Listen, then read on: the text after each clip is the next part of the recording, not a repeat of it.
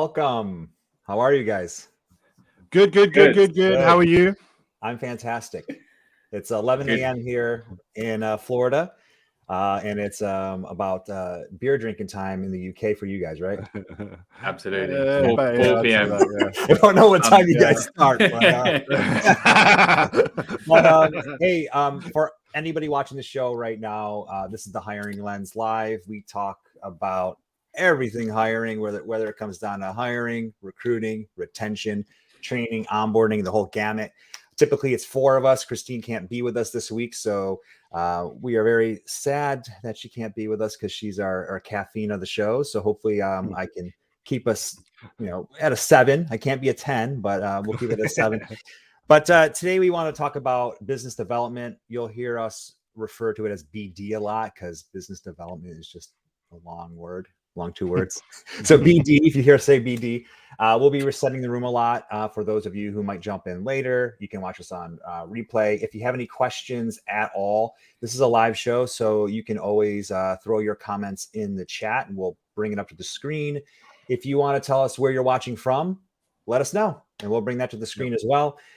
So we're going to hop right into it. When we talk about business development, when you're watching the show, you can also think about this on the candidate end, right? So if you're a candidate looking, you might not be building a business, but you're building your brand. You're building yourself as a candidate. And a lot of these tools are outreach tools that can help you be noticed by recruiters. So that said, I want to start the conversation by bringing Thomas into this. And Tom, I want to know what your thoughts are on BD now, and kind of tell me what you're seeing out there. Sure. It's an interesting one because there's been a lot of conversations about it recently. And that's something that sort of prompted me because I started looking at exactly what I've been doing over, the years that I've been recruiting and how that sort of changed. But also, I suppose my mentality and approach to BD compared to when I first started to where I am now. And it's a journey. And I think it's one of those where it's an interesting one from somebody starting off in recruitment to somebody being sort of in the middle of their career, but also towards sort of them being very well established within what they're doing and being a well-known entity.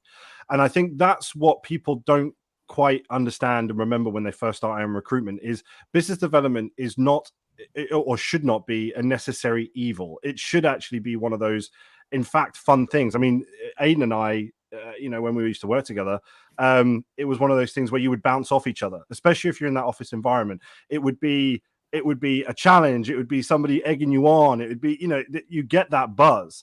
And there's times in the past where Aidan's pissed me off because he's done so much better than me and all this sort of stuff, right? But that's the fun bit. But what people did he do better than you? He did better than you? Hell yeah, he did better than me. Are you kidding me?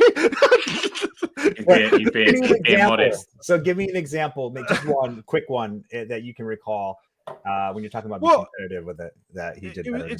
So what if you look at sort of bringing in jobs? So one of the biggest ways for recruiters to be able to quantify evidence of their success is bringing a new job on, right? So if they brought a new job on, that's an exciting moment, right? So if Aidan's banging through his call list and he's brought on 2 or 3 jobs, I'm looking at him going, I want to get another one on, all right? Or I want to do this, or I want to get 2 more than him, or he's just got another one. That's going to egg me on to do better, right? Because I don't want somebody else sitting 3 seats down from me, constantly ringing that bell or constantly shouting, going, just got another one in.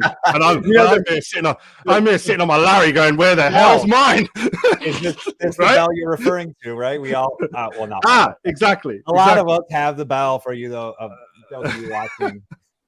We ring the gong, ring the bell. Right? They're all out there, right? But one thing that I think this is the bit that I think people miss out on is, yes, there's all that sort of buzz. There's all that sort of, in some cases, there's a lot of pressure in recruitment businesses. And Aidan will know this just as well as I do. There are still massive KPIs fixed on how many calls you made. And then it's a conversion game. We all know recruitment when we first started is all a numbers game, right? There's still no question on that. But what is forgotten is the relationships that are built from it. So again, when you become slightly more well-established, you know your market inside out, you are a known entity, that's when business starts coming to you. But you cannot hop, skip, and jump that process. Because if you do, you're only doing it to a detriment to your own career, a detriment to your own performance, and it's never going to work. So that hard graft, it's not there for no reason. Your managers and your leaders are not saying this because, they just want you to do it for the sake of it. Yeah. Some are, but most aren't. It's that relationship building. That phone call turns into a meeting. That meeting turns into a relationship or a job, right? First off, you have that success of filling that job, you get another one and another one. Yeah. That contact would never have been in place if you just sat there typing emails, right? You guys know this from when we first started Clubhouse. I'm a bit archaic in a lot of ways. My phone is everything. My contacts are everything. And I am very lacking on the tech side. Aidan especially, is so much better. And Aila Recruitment, I'm happy to say it, is so much better on the tech side than Edwards and Finn. It's a phone game for us. It's that bit. I think, need to do more on the tech side, and it's something we're looking at. But it's something that I think so many consultants don't think about. And again, like we said at the start, how that translates to the candidate side is massively relevant. You mentioned when you first answered the question about some people don't enjoy doing BD, right? Yeah, I can tell you firsthand. So for those of you who don't know, and those of you who have listened to me, heard me say it a million times, I was internal for the majority of my career, and I didn't have to do BD because I was an internal recruiter. I didn't have to do it. Now it's kind of funny saying that because I think you do have to as an internal recruiter. But anyway, we didn't. It was all inbound, everything. We just posted on job boards and whatever. Yeah. And then when I went into headhunting, I quickly realized that that's not going to cut it. You don't get inbound. You're a headhunter, right? So whatever. So I feared it. I was scared of it. It terrified me. I didn't want to do it. You guys know the story. I hired DSP. He helped me with my BD immensely. But now that's all I want to do. Like, I don't I have recruiters and I'll work on a couple recs, but like, I love BD. So me bringing that up is for those of you who are watching that are fearful of it or don't enjoy it, you just have to just do it. And like, it's like any sport, right? Any sport, you're never going to be good at anything unless you practice it. And I'll give you like an analogy. So my daughter does jujitsu, Brazilian jiu-jitsu. And she's very good at it, right? She is very good. She's doing tournaments but like the first thing I told her is the same thing I told her when she started doing ice skating, because she does that too, is you have to fall a lot. And the first time we get on the ice, I say, Junie, fall. And the reason I do that is because I want her to feel comfortable, like, because when you're on ice skates, you're fearful of falling. Your equilibrium's all weird. And I want her to be able to fall and feel comfortable and then get back up quick and know how to get up and not be afraid to fall. Same with jiu-jitsu. Like, you have to know how to fall and you have to know when to tap. And like this coach said to us once, like, if you ever want to be good, you have to tap a lot. You have to lose a lot. You have to be submitted a lot. Same thing with BD. You're probably wondering where's Jeremy going with this, but like, I messed up a lot, a lot in the beginning. And like, I'm sure you guys have too. You just say weird things. You get nervous. You get backed into a corner. You don't know how to reply. Doesn't matter. Just don't worry about it. You didn't have the contract when you made the call. So theoretically, you didn't lose anything. You didn't have it. So if you kind of just get your head like that, and same with it as a candidate, you didn't have the job. You're not losing anything. You only have something to gain, right? So and even now, right? You still fall. You still make mistakes. You still might say things that you think, why did I say that? And you check yourself, right? But that's human nature, and that's what happens. But I couldn't agree more. You have to just indulge in it, embrace it. And you'll get better at it and you'll get more comfortable. So from the candidate side then, right, Jeremy, Tom?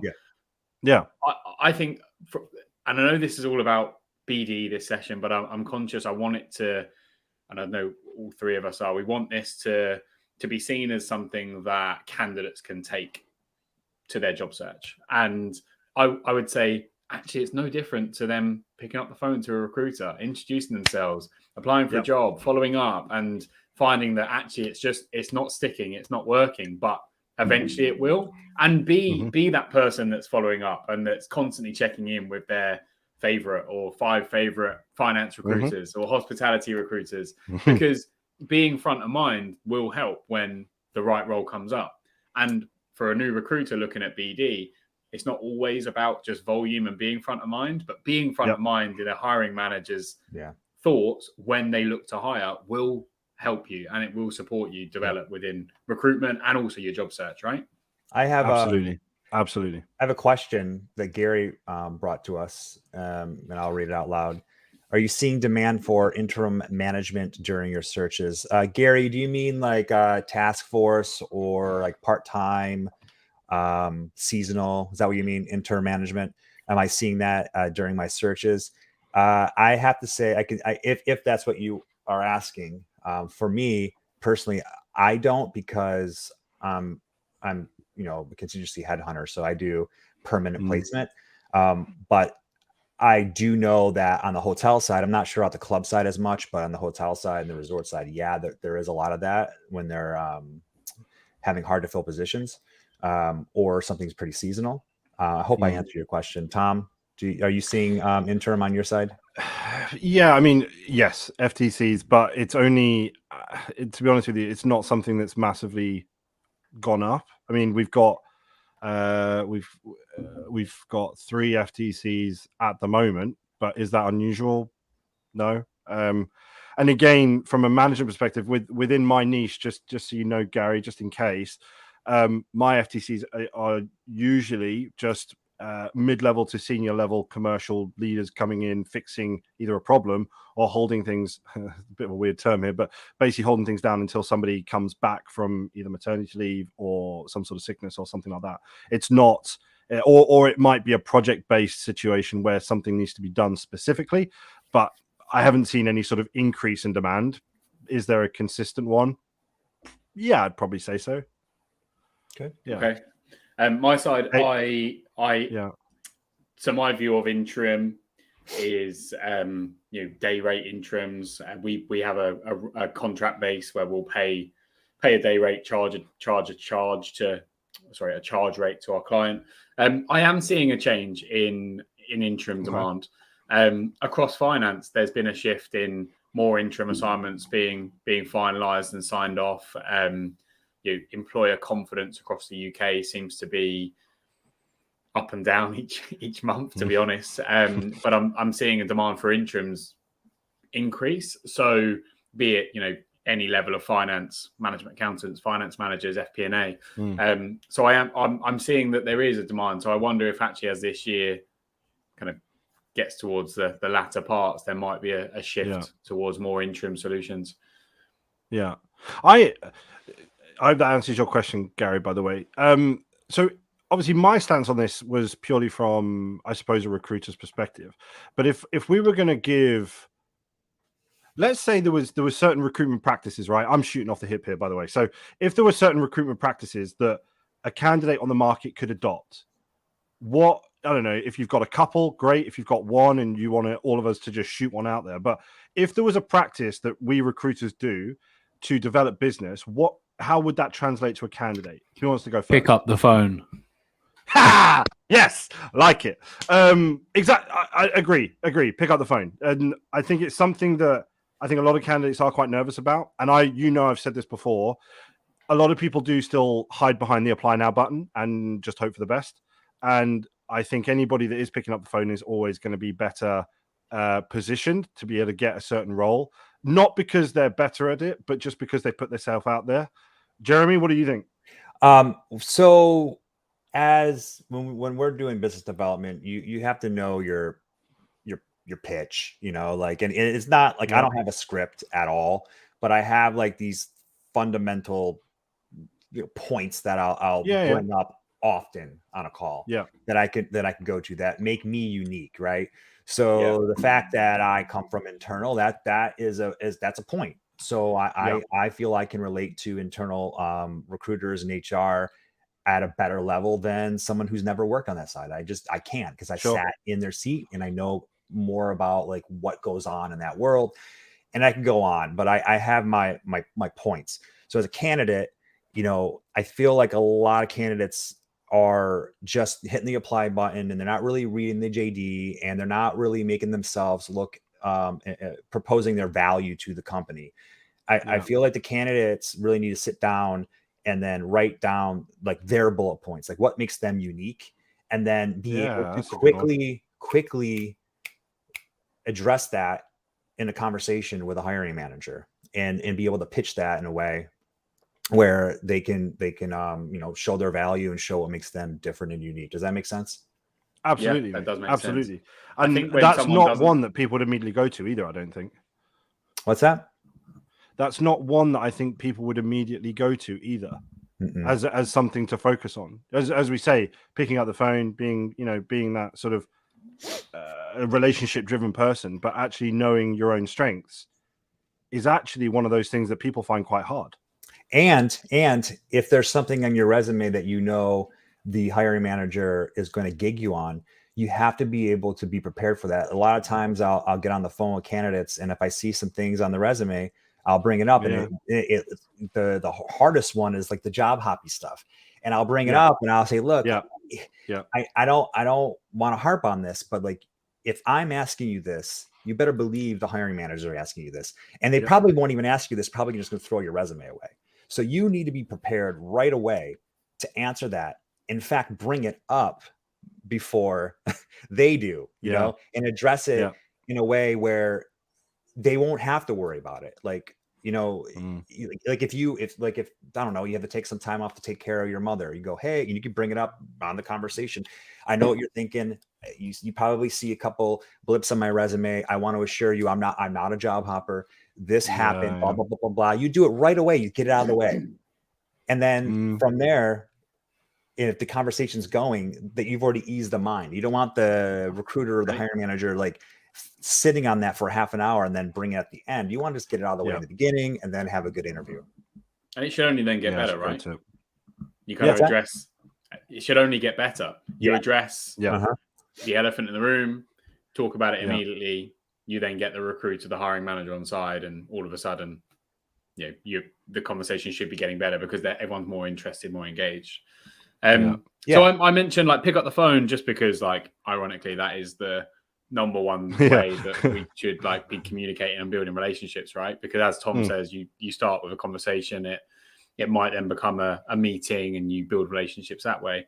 But my kind of stance on or what made me think about what I started thinking when Tom mentioned when we're talking about picking up the phone and stuff then was actually, I think some candidates probably don't pick up the phone, partly because they don't know what to say. So in Jeremy's case, be prepared, think about things they can address, but also then because they don't want to be a burden. They don't feel like they want to be the person saying, hey, have you got any jobs? Hey, have you got any jobs? Because just like when we phone our clients and say, hey, have you got any jobs? It's not fun. And therefore, we need to think about what we're doing on those conversations and what conversations we're having so that it doesn't feel like a burden. So the best candidates that catch up with me, just catch up with me. Check in. We have a call. How are things? How are business? How are you finding the market? What's going on? What are you seeing in terms of trends at the moment? Ask me really insightful questions, and I just flip it back at them, ask the same thing. And right at the end, we're like, well, look, obviously I would have given you a call if I had any jobs. I'm still thinking of you, but look, thanks for checking in. Hope you're well. Hope the family are well. Let's catch up soon. And actually, candidates can do the exact same thing, right? It doesn't have to be, hey, just wanted to see if we've got any jobs, because I know you don't want to have that conversation with me because it might feel awkward, but it doesn't have to be. So prepare and think about what conversations you want to be having with a recruiter that are bigger than just, have you got any jobs that we can talk about? Exactly. And the same goes for recruiters when they first start in recruitment, right? Like I always say to them, if you don't have any knowledge or product to sell, you shouldn't really be picking up the phone. You should know why you add value, what you can bring to the table, and what you've done with others that this hiring manager or this company are going to like and therefore want to work with you. And it's the same for candidates. What have you done and what deliverables have you had? What are your key achievements? Have them ready. Check in. Don't make it just about, hey, what jobs have you got? And you'll be able to check in a lot more as well. And therefore, you're always in front of mind. Yeah. Just for anybody tuning in. Piggyback off that. once, just before you do, Jeremy, just so we got it done, because I'm just conscious, just to reset the room, guys, anybody that is tuning in now, we're looking at how business development from a recruitment side of things can also translate into the candidates search, but also internal recruiters and talent acquisition managers within businesses with regards to their talent pipeline. So if you are tuning in now, that's what we're covering. And as ever, if you do have any questions, you want to get involved in the conversation, just pop a comment in the box. Sorry, Jeremy, go for it, mate. All right. So about the phone conversation, a lot of times, let's just be honest, people don't pick up the phone. I don't pick up the phone at all anymore. Like I constantly, it's ridiculous how much spam I get a day. At least 10 calls come through and they are not even blocked. Whatever. So my point is here, I'm going to bring up a point I have. The phone is to solidify you are who you say you are. Most of the time, you're going to go to VM. Yeah. That should make you way more calm. The fact that they're not going to, it's probably a small percentage chance that they'll pick up the phone. If they do, great. But it's going to solidify you are who you say you are. You're going to cut through the noise so they don't pick up. They think you're spam. Boom, there's a voicemail. Oh, there's a voicemail. What is this? Boom, it's Aidan. Oh my God, it's a real guy. I got his email. I got his text. It pretty much solidifies you are who you say you are. It's not as nerve-wracking to pick up the phone now as it used to be because people aren't picking up the phone. They're not. Agreed. Yeah. I've got one for you, Jeremy, then. So you've come from that internal recruiter side of it, right? And as Aidan's quite rightly said, the last thing that a candidate may want to do is call a company. But if you were going to give advice to a candidate who does want to call a company, what would get you engaged as an internal acquisition person? So if somebody did call you and they were a candidate and ultimately their goal was to find out if you did have jobs, what advice would you give them? What question could they ask that would make you stop and think, okay, what would get you engaged? It wouldn't be a question. And it's actually something that I brought up for a BD tip. So it's going to, cool. Answer a couple things. This authenticity. Yes. Soft skills. That. Yeah. Tone, delivery. You're not going to be a fit for everybody. I'm not a fit for everybody, that's for sure. Me neither. Probably not either. Aidan probably not. All three of us have probably pissed off quite a few people in our careers, and we've also made a lot of friends. And the way you do that is just be authentic. And I know if I pick up a phone from somebody and I could smell it. I've been in this game way too long. And if I feel like someone being too obsequious or phony, I'm going to smell it. I mean, for the most part, that's what we do. We cut through the noise and the soft skills, be authentic, just be warm, be honest, be yourself. Again, don't be afraid to fall on your face. If it doesn't work out, that's okay. You have to get comfortable being yourself. We've said this, I think that comes up all the time on the show. So I guess I hope I answered that question. So authenticity for the phone call for the candidates. And also when you're doing your BD, you have to find your own voice. You can't be just what everybody else is doing because then you won't be noticed. Yeah. I feel like go on. I feel like authenticity is like following me around in the last 2 weeks because I had an interview with a finance leader and one of the things she said was being authentic is one of the biggest skills that will enable you to reach senior finance leadership. So if you're kind of seeking out leadership roles, be real, be authentic. And, if that doesn't work in that company that you're working in, it might be you need to move, i.e. you being yourself just clearly isn't the right fit for them for whatever reason. But actually your team seeing that you are real, you make mistakes, you don't have the answer to everything is really authentic. So she brought it up. And then I was saying, actually, I feel my most self, if that even makes sense, since I set up Aila.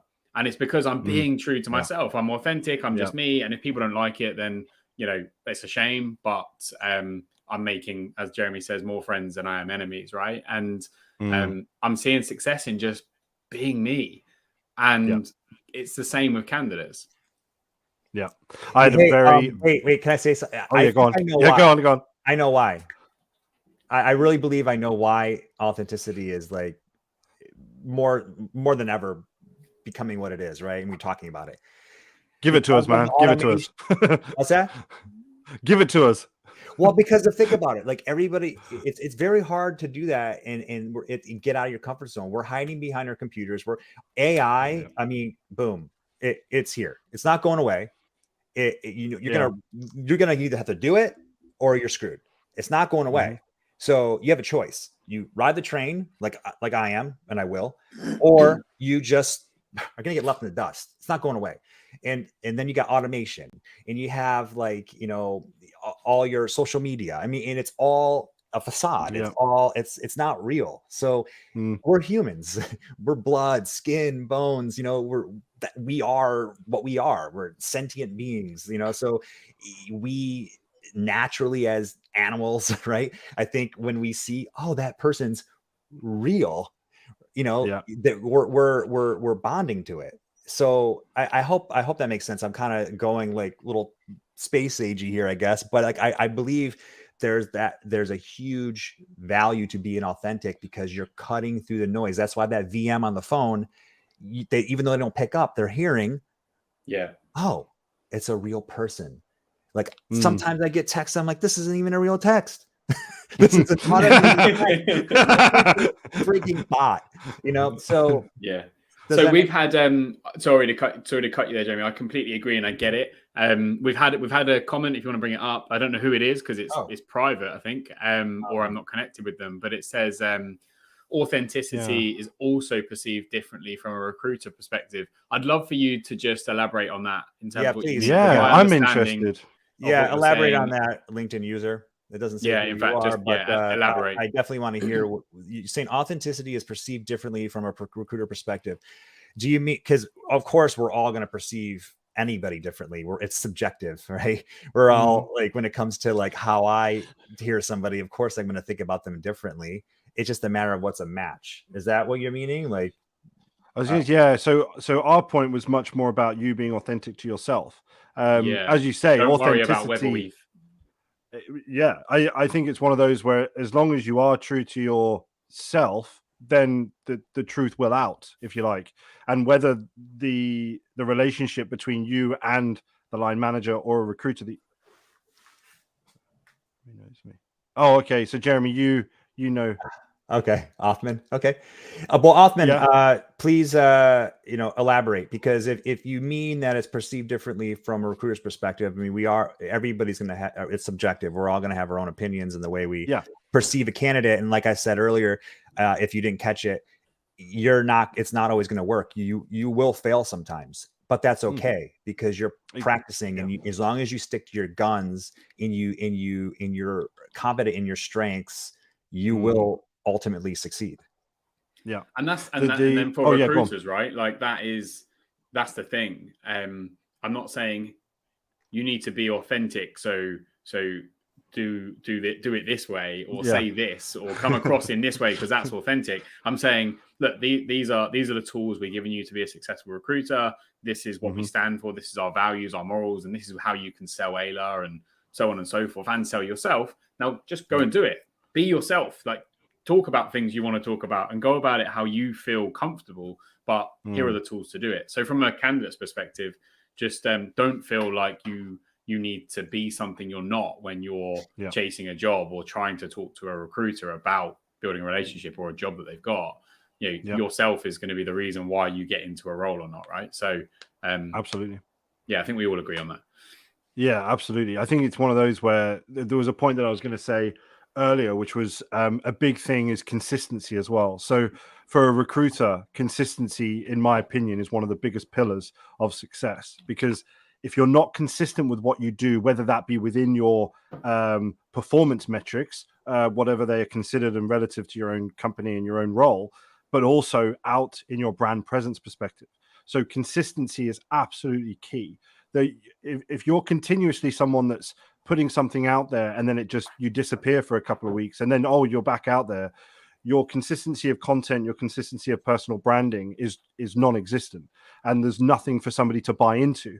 But your consistency, if it is there, they can buy into that. There was a battle that I had. It's probably quite relevant to this, but there was a battle that I was having when I first started the YouTube channel back in 2019, was that I was so terrified of putting out the first episode. I was literally terrified because I thought to myself, and I knew the magnitude of what it was, because that was going to be my personal branding. That was the start. So the moment I put that out live, anybody that didn't know who the hell I was, but someone else liked it, because we all know the engagement on LinkedIn is better than most of the other social media platforms, but that's what their perception will be of me. So my immediate thing is, as Aidan knows, when we were working together, was I was always suit, tie, black shoes, always very formal. Yeah. And when I started my own company, that identity shift for me was incredibly difficult, because I didn't, and this almost sounds quite dramatic, but I didn't feel that I could be who I was, because I thought that I would get judged as a result of it. We did the same thing, Tom. Same thing. Exactly. Yeah. I was the same way. I was like the whole baseball cap and t-shirt thing, like in hospitality, you know, I thought I really felt like I'm really going to roll the dice here, and I might like really screw stuff up, but I don't know. Like, I think after talking to DSP and like this whole authenticity thing, and like he kind of gave me the courage to do it. And I just said, whatever, I threw my hands up and I did it. And it helped. It didn't matter. People thought that like it didn't impact me negatively at all. Maybe there's some people out there that I didn't get a gig from. I'll never know, but I still got my ROI was huge. And I want to piggyback off that. I don't know if you did this, Tom. On my channel, I left my first video up there. It's a train wreck hot mess. And I purposely have it on there because I want people to see, like, I laugh about it. I will never watch it. I haven't seen that thing in 2 years. Me neither. Me neither. I'm terrified to see it. I don't want to ever watch it, but like it's still there so I can refer to it. I go, hey, watch my first video and then watch my current one. Watch how I talk now and how I just talk, and then watch the first one. I'm like this. Exactly. Oh God. Oh, how many takes it took me to record my first one. So please, everyone, go to Tom and Jeremy's YouTube page after this and like and comment on their first video. I'm taking it down. I'm taking it down. I think I'm like sunk this low in the chair. I've gone completely red, as you can probably tell. I think the good thing, background, like oh God, it's awful. There's a cords hanging. So the thing is, like, people like you both are like, your YouTube channels are brilliant. They're amazing, and you both come across really well, and like they're super informative, engaging, but also they are authentic, right? They're like they're no different to the Tom and Jeremy that I know.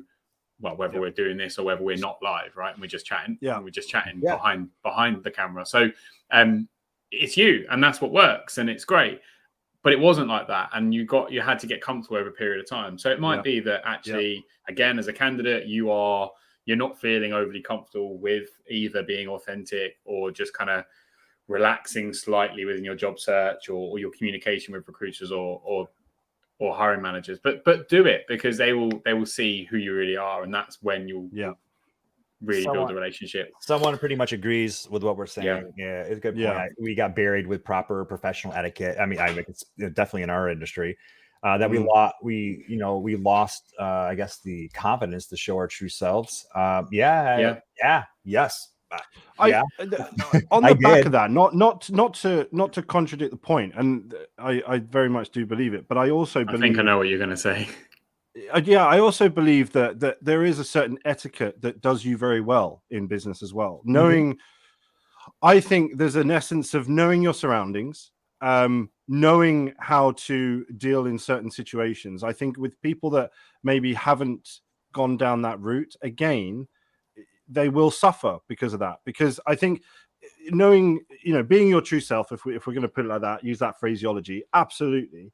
But I think one thing that I would say is having that formal, well, slightly more formal etiquette behind you will stand you in good stead in various situations. I think if you stray away from that completely, you will do yourself a detriment than anything else. So I think absolutely be who you are, but don't be afraid to step into those more formal situations. And I don't want to say play the part, but almost play the game. Be the person that's in that environment. Know your audience. That's probably the best way to put it. Know the audience that you're with. You can use certain phraseologies, use certain characteristics of yourself with certain people. I know I do. There's certain clients of mine that I'm very good friends with that we talk about our weekends and we talk about how, how trash they got and whatever else. But there's other clients that I wouldn't dream of doing that in certain environments. So yeah, maybe we should put, when we say be authentic, there should be like a little tiny not subtitle, but a little added on note that says, with common sense. I mean, like, for me, like I'm ultra opinionated with American politics, but you know what? Nobody on social media knows what the hell I believe, and I will never ever talk politics on social media, because what you do is you're alienated. Here in the States, we have pretty much two major political parties. If I say something, I'm ticking off half of my audience, period. Yeah. I will never I will never slap a sticker on my car or put a yard sign out. I mean, I'm going to go and I'm going to vote, and then I'm going to talk to my friends about it. Of course. But I'm never, I mean, like, that's just, come on, it's common sense. And like, I'm not going to talk like religion. And like, there's certain things that you just, okay, fine. Be authentic. Yeah. Don't be a just common sense. Like there are lines, right, that you don't want to cross, and there are still barriers to be had. We are still in a professional setting, so personal, authentic, but still professional. I think absolutely. Othman mentioned this, like obviously what he said about us getting too caught up in professional etiquette. I think one of the good things actually come out of the pandemic, for all of its sins, and we don't want to relive that, but actually it kind of forced people to just kind of be a bit more real. And when we came out of it, I think people were a little bit more relaxed and comfortable with being themselves. And we don't want to lose that. I don't think I want to go back to the times where it was really, really stuffy and professional and everything was too serious or so serious, or it seemed that way. Things are still serious, right? But you go about it in the right way. Just to chip in, just so obviously we're now 2/3 away through, guys. Anybody that is tuning in now, just to let you know, we're talking all about business development and how that translates from a recruitment environment into a candidate search, but also from a hiring manager or a talent acquisition manager within a company, and how they can build their talent pipeline. Let's Jeremy, quick. Let's go quick. Let's go through some BD. I mean, like, let's just start firing stuff off. Well, what I was going to say to you was that the one thing we haven't touched on yet. So we've touched on recruiter BD. We touched on how that translates to the candidate side. One thing we haven't talked about yet, and this is probably a good time for the last third of this, but is with regards to companies, internal sort of recruiters, line managers, hiring managers, how they can build their talent pipeline through the practices of business development. Just wanted to get your sort of chip in on that. Internal recruiters, how can they build their pipeline? On the spot. How do I think internal recruiters can build their pipeline? By through using certain business development practices. I would say the same things everything that we are doing. The issue is, I feel like a lot of them, they have a lot more red tape. So like there's your, when I was internal, like there are a lot of things that I wanted to do, but I always needed approval. As a headhunter, I can do whatever the hell I want, for the most part, but as an internal, when I was a director of recruiting, I always had to get it approved by, the C-suite. So there's that. And then when money is in play, as headhunters, we can do whatever we want. We can go, if we feel like we're going to get ROI, we'll spend money. When it comes to internal, they're using C-suite's money. So they have to do convincing. And some of them just get kind of, I think if they have a team that's not supportive or creative and doesn't really value them as much as they should, they might be in some like strict, obnoxious budget. So again, they can do everything we can, but they're going to have, I think it's important for them to get the courage to, when you're speaking to your leadership, you need to have metrics and numbers, and HR are for the most part that's not their strength. So they need, that has to be a strength. They need to bring tangible evidence on what this can do to increase our candidates and give us better results before they do their pitch of whatever they want to use. Because we can sit here all day long and talk about, I'm using this software, and I'm using this app, and I'm doing this AI, and I'm doing this automation, and I'm doing this. but all the C-suite's going to hear is money, time, right? So that would be my piece of advice to internal recruiters is when you find those tools you want to use, right? You're going to have to explain to them why this works, how much it's going to cost, and definitely bring more tangible results to them. Does that make sense, guys? Yeah, it does. It does. To answer your question, they can do anything we can do. They just, I feel like it's harder for an internal recruiter to get that, and they're going to have to put a little bit more elbow grease into it. And another thing is going to be some of the tools they can't use, because this is the one thing that I feel we bring value. Sorry, internal recruiters, this is not your fault. It's just the truth. When you're calling on behalf of your company, everybody knows who you are and what you represent. So you, unfortunately, candidates are going to answer questions in a way that are probably they're going to want to pass your interview. Everybody wants to do good in an interview. Even if you're their C choice, they still want to do well in your interview. So they're not going to answer as transparently. So it's harder for an internal recruiter to do some of the things that we do, because we can just talk to everybody. We're working for multiple companies, and candidates want to position themselves to get the best opportunity from us. Yeah. How many times do you talk to a candidate, they say, I feel like we get a lot more transparency out of candidates. What were you going to say, Aidan? I agree. Sorry, I cut you off at the end there. But how many times do you talk to a candidate and they? Can you hear me? Yeah, I can hear you. Yeah, I can hear you. Okay. Yeah. Fine. How many times do you talk to a candidate and they say, "Oh, but I wouldn't say that to a hiring manager, or I wouldn't say that in an interview." But don't tell them that. Yeah, or salary they're looking for, but don't tell them that. You pitch me at the top end, sort of thing. Like they obviously are so much more transparent with you than they might be with an internal recruiter or hiring manager.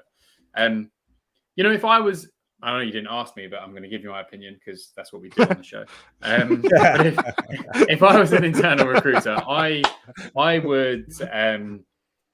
would block out a day, film loads of 1 minute short videos on tips, CVs, resumes, job interview advice, guidance, and then have like this big huge pipeline of. I had it ready for you. 1 minute video. Oh, there we are. No, I'm not even going to say that. Like a backlog, a catalog of 1 minute videos you can put on your social media, which naturally just builds up a pipeline of candidates and engagement. And then I would get all of your best, most comfortable on camera line managers within your business to sit down with you and do an interview. And then I would just be posting it on LinkedIn, 2-3 times a week about, hey, look what such and such, the FP&A director, has to say about working here. Listen to Tom, the MD of Edwards and Finn, talk about his culture and how they're going about trying to drive revenue for the business. And then you've just got this kind of ongoing communication with a passive job market. That's what I would do. Yep. Absolutely. One of the biggest differences for Edwards and Finn and the biggest drivers of business now is the constant passive interest from the content that we put out online. Every single time our brand presence is stronger than ever, and the amount of inquiries that we have coming in, or just people wanting to talk to us, comes from the YouTube channel. And it's one of those where if a company embraces that fact and does go out there with, again, it's that consistency. If they go out with that consistency, it will deliver. Not straight away, but over time, you'll just become known for it. And I couldn't agree more, mate. They don't do enough of it, and they should. So also, like, when they've got such a big brand to talk about, right? So like some of the, and I appreciate you might not feel that you need to because your brand is strong and it pulls people in anyway. But you can, 5 times your response rate or the amount of people coming in and wanting to talk to you about job opportunities just by doing something a little bit different that other organizations aren't doing. Sorry, Jeremy. Absolutely. I want to bring up something that helped tremendously. It was during COVID. We had a lot of extra free time at that time. That we did.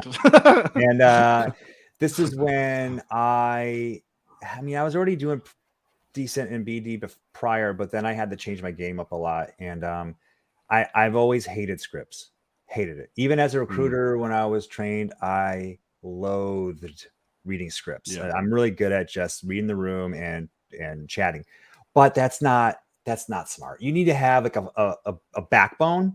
So I'm going to give you 2 points that they work very closely with each other, but it's going to help candidates who want to speak to hiring managers better, and it's also going to help BD. And I promise you this works because you're speaking to somebody that loathes scripts. So this is my tip. So do a script and get it down pat and practice. I hate scripts. First thing is do a script. Hear me out. This is what I mean by what I'm saying here. Okay? Go on. It's gonna make sense. I know it will. It's just I'm fighting myself. Hilarious. Hang with me here for a minute. So I write a script. I freaking hate it, right? I still practice it, but then you forget the script, and then you have it in your background, and you're speaking, but you're not reading it verbatim, black and white. You have it's your foundation, and then you find your authentic voice within it, and your inflection and your tone and everything comes out. And the more you practice it, your script top paragraph will be in the bottom, and then I'll move around, and depending on what the conversation goes, it can't always sit the way it was written. So you write a script, but you don't get caught in your script. And when you get that part down, you do a BD dojo with your friends and colleagues. And the dojo, when you go with, what we would do is we get a Zoom call, and it would be me and 2 colleagues. And I'd have one person who was in the background taking notes. They didn't do anything but watch. And I would have to practice. There's always questions that as recruiters, or things that come up in conversations that we all get. I have an internal recruiter. We don't have any needs. It's not in our budget. The things that we hear all the time. So what we would do on the calls is I would ring, and then I have to go through that, and the person on the other end, the other colleague of mine, would have to throw that question at me or throw me off. And then I have to reply, and the person sitting back and watching takes notes. And then at the end of the call, boom, he gives us his feedback. And it is awful. It is easier to fall on your face on a cold call with a BD client than it is to fall on your face with your friends and colleagues. It is out of control, embarrassing. I would rather mess up when nobody hears me with a BD call than mess up in front of you two. Because I have pride, and I don't want to sound like an idiot in front of Aidan and Tom. I sound like I know what I'm talking about. So then if I get caught, it's hard. You get past that, then you're really going to be cooking with grease. I mean, you are really going to be on point, but that is hard. So if you're a candidate, practice interviews in front of people, have someone watch you. It's humbling. Yeah. And someone's going to go, Tom, you say a lot. You do this thing where you're like chomping with your side of your mouth, or you do this thing where you're fidgeting. Like they're gonna catch things. You're like, that's it. I'm done. I'm out. Yeah, I didn't know it. Right. Well, you could do that as a candidate and have your friend watch. That's good. It's I swear by. And then as BD, it helps. So it's called a dojo. It's something that actually, again, it's not something I made. I was in a recruiter group, and we just did it all the time. We did it a lot during COVID. Yeah. Well, again, though, this is something that a recruiter could they could no, basically what I was going to say was candidates could utilize recruiters in this scenario, because I've done and no doubt you guys have as well, but I've had candidates say, look, Tom, could you just run through some interview prep with me, or could we just go through some competency-based questions together? And we'll create a scenario where I've sent them a mock interview confirmation, they dial in, and then we do an interview.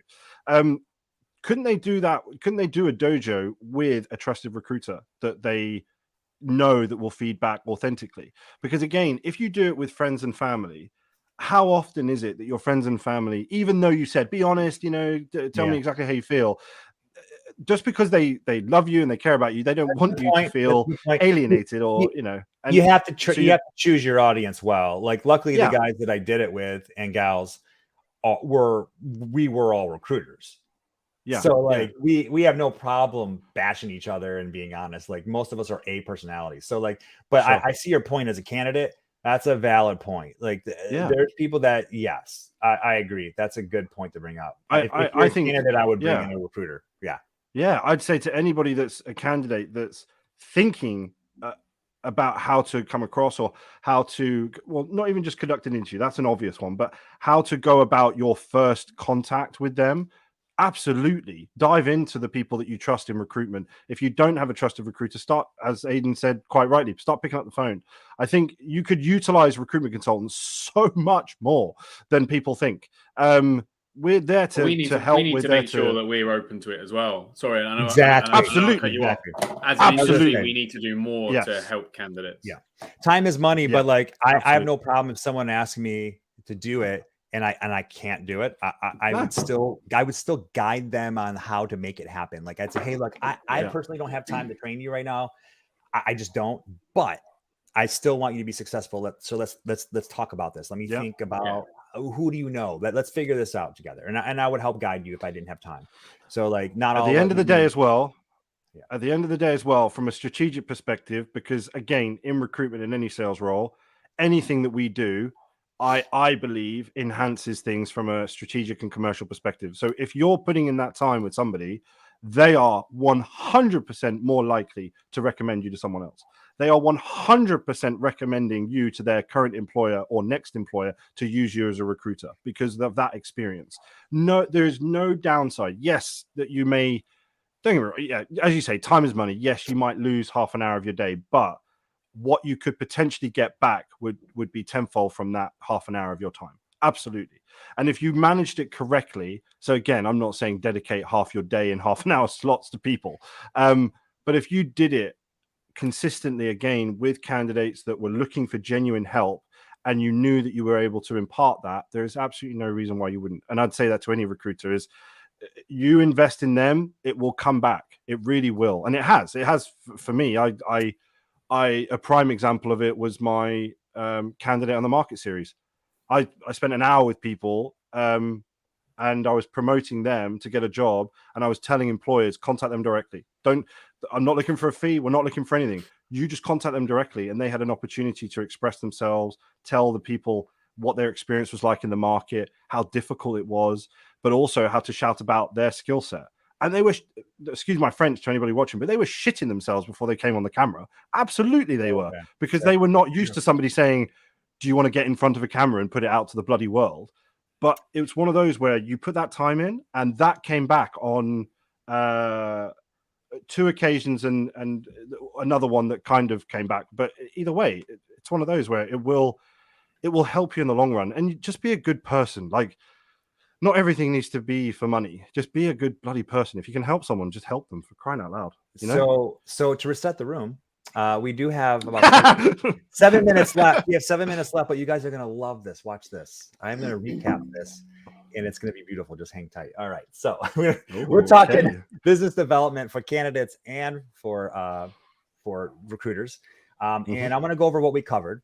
And I'm going to bullet point it really quick, bam, right? So we said authenticity is crucial. You just, obviously, if you want to hear what we said, rewind the video. We went into great detail on that. I mentioned fail and don't be afraid to make mistakes. You need to sharpen your skills before you find your groove. It's okay to fail. It's okay to fall. The more you do, the better you'll be in the long run. Everybody does it. Don't be nervous to do it. Okay. Automation is still important, but you still need to tie in organic responses if you want to set yourself apart. Humans can detect the bots. We talked about that. Yes, use automation for BD, but tie in organic responses. That means drop VMs, drop your voice, pick up the phone, tie it in with the automation. Don't hide behind your computer. We didn't really talk about AI too much because let's face it, that thing is moving like a freight train. But my point is, AI is here. It's not going to go away. If you think it's going away, you're crazy. Ride the train or be left in the dust. That said, targeted video messaging, we talked about that. I said practice scripts, but don't get caught up in them. Have scripts, but don't get caught up in them. We talked about BD Dojo with your friends and I like that colleagues. We talked about the phone to solidify you are who you say you are. People aren't picking up with the phone all the time, but you drop that voicemail, it's going to solidify you are who you say you are. All of that means there is no silver bullet in BD. You can't just rely on one thing. You need to try everything. Okay. How'd you like that, guys? That was awesome. It's consolidated it all, right? Yeah, no, that was brilliant. That was really good. So I feel like we didn't even scratch the surface on. We did just scratch the surface on BD. We could literally talk about video messaging for a half an hour, an hour. We could maybe we will. Maybe we should. Maybe we will.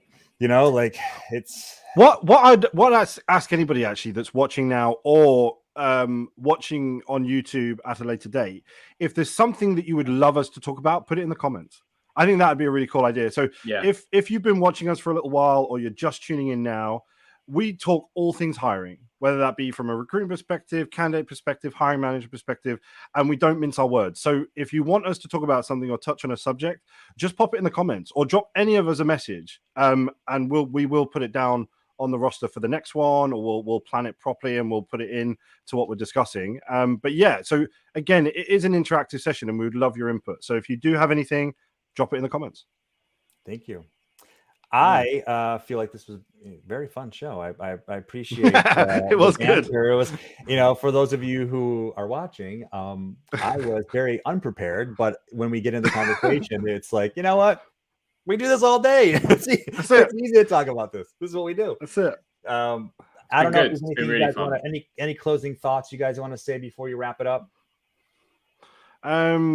Consistency is key. And be true to yourself. That would be probably my two things. Consistency and be true. Yeah, probably those. Don't feel like you're a burden on anyone. And we all feel the same. So whether that be as a recruiter trying to build a relationship with a hiring manager, or as a candidate trying to chase down a job or build a relationship with a recruiter, don't feel like you're a burden. You're not. You're putting yourself first. And we all have to do it. So just stick with it. And it will get easier. Yeah, I would have to say, what I said earlier. BD is fun. It is a lot of fun, and if you are looking at me rolling your eyes like, oh yeah, sure, easy for you to say. I hated it. Ask anybody, and I can get you references on it. I did not want to do it, and I had to do it. I was forced to do it. Okay, because we eat what we kill. We get paid when we make placements. We have to do it. So, but now I love it. So whatever that means to you, you have to just start doing it again. It's like the athletic analogy about just not being afraid to fall. Like literally when my daughter gets in the ice, first thing she does is fall. No joke. Fall. I make her fall so she knows how to get up and she feels comfortable with her balance, right? That analogy, I think you should just remember what I'm saying. It might sound silly, but it makes a lot of sense if you're the three of us in this room. With that said, I'm Jeremy Nichols with Gecko Hospitality. I am a hospitality headhunter in the state of Florida, and our firm is nationwide. You can find me on YouTube at Jeremy Nichols and on LinkedIn. Same name, same beard, same glasses. Tom, you want to take it from here? So Tom Finn, Edwards and Finn, we are a specialist revenue management and wider commercial recruitment firm within the hospitality and travel and tourism space and a couple of other sectors. You can find me on YouTube, which is Edwards and Finn ENF TV, and you can also find me on LinkedIn. Amazing. My name is Aidan Murray from Aila Recruitment, and you can find me on LinkedIn as always. We're a finance and accountancy recruiter here in the UK. So it's been a pleasure, guys, as always. Thank you, everyone, for joining us, and for those that have added to the comments. As Tom said, if there's anything you want us to cover in a future episode, then please comment, speak to one of us, and we'll be sure to bring it up. All right. See you next month. Until next week. Hey, and I think the next episode, I will be in Vegas. So yes, of course. that will be interesting. I will try to make this happen from Vegas. Unfortunately, I won't be here because I'll be in the Philippines. But yes, I'm sure you guys. I could try and do it for the Philippines, but I've been told the Wi-Fi is absolutely terrible. I'll have a Vegas backdrop. I'll try. A Manila backdrop. You know. I mean, so I'll try. We may or may not be here. Aidan will be in sunny Luton. Yeah, I'll be here. That's it. All right, guys. All right, guys.